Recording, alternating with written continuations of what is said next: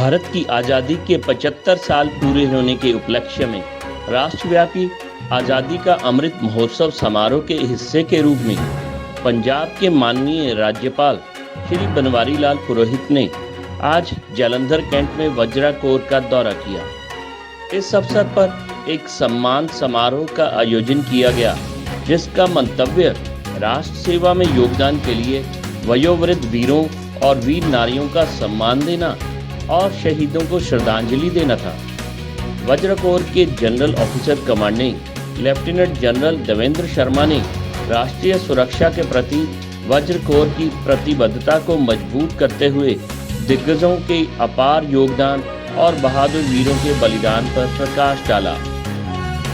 माननीय राज्यपाल ने तीनों सेनाओं के कुल 23 दिग्गज और वीर नारियों को सम्मानित किया, जिनमें से कई ने 1971 के युद्ध, श्रीलंका में ऑपरेशन पवन और जम्मू और कश्मीर में ऑपरेशन रक्षक में सक्रिय रूप से भाग लिया था।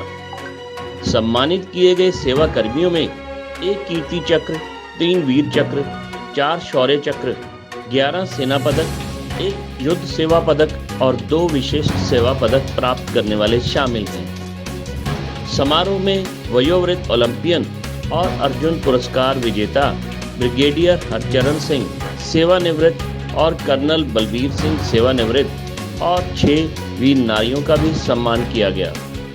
वरिष्ठतम वयोवृद्ध लेफ्टिनेंट जनरल एस सांगरा सेवानिवृत्त पूर्व सेना कमांडर पश्चिमी कमान भी इस अवसर पर उपस्थित थे।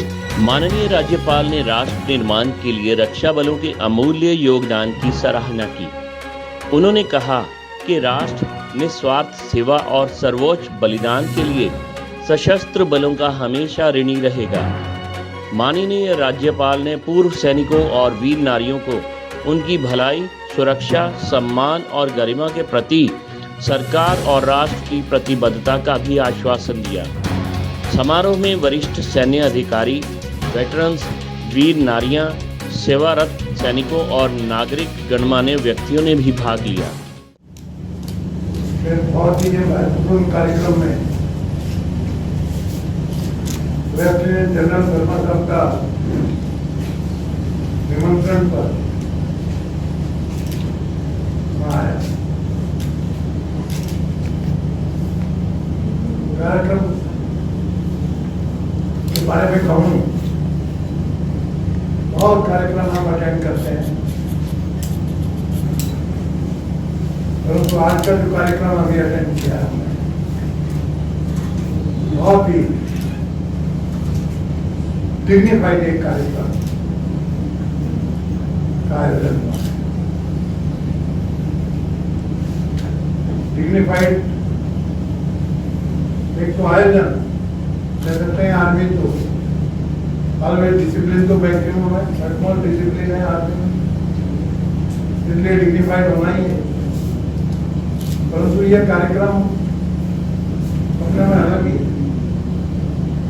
उन वीरांगनाओं का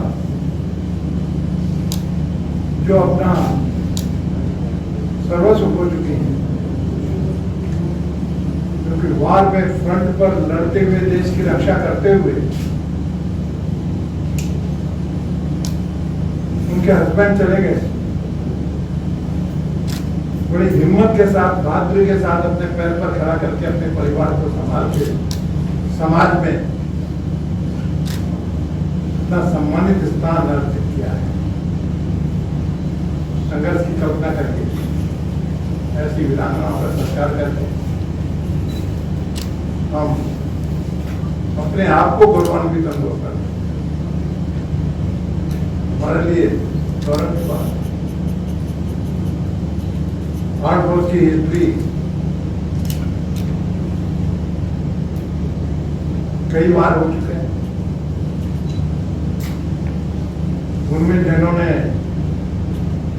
संघर्ष किया, संग्राम किया, अति वीरता का परिचय करके सम्मान हासिल किया, वो लोगों का भी सम्मान हुआ। एक्स सर्विसमैन गौरवशाली इतिहास के साथ में आज भी जूझ रहे हैं, उनका सम्मान हो। कार्यक्रम में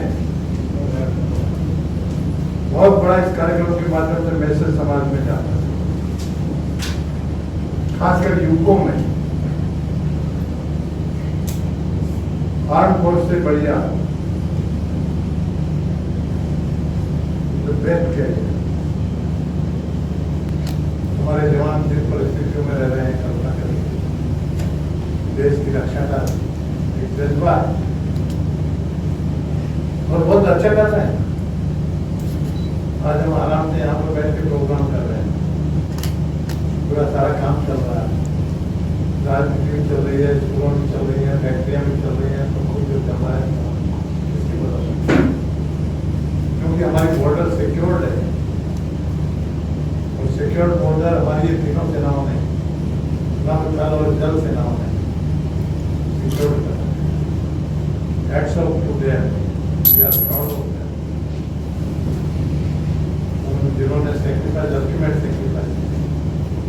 सेक्रीफाइस हमको कभी भी भूलना नहीं, हर जवान को याद रखना चाहिए, हर नागरिक को याद करना चाहिए, अभी से नहीं। राजगुरु भगत सिंह सुखदेव वो जमाने से, रानी लक्ष्मीबाई का, छत्रपति शिवाजी महाराज का, महाराणा प्रताप का, तो उसके बाद में जितने भी